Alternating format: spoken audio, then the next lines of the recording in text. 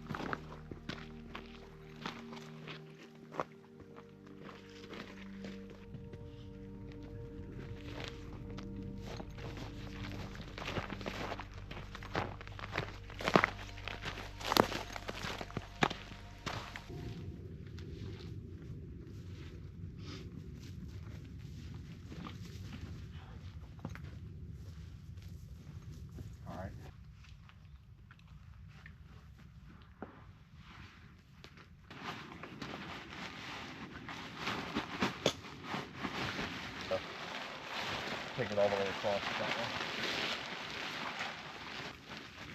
See, you can get out on both sides of the fence. So.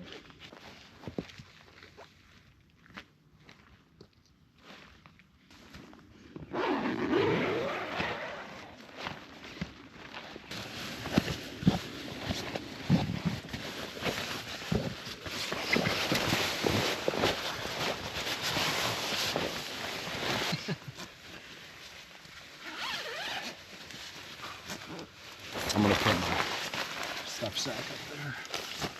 Not open yet. Yeah, they're not open yet. Oh.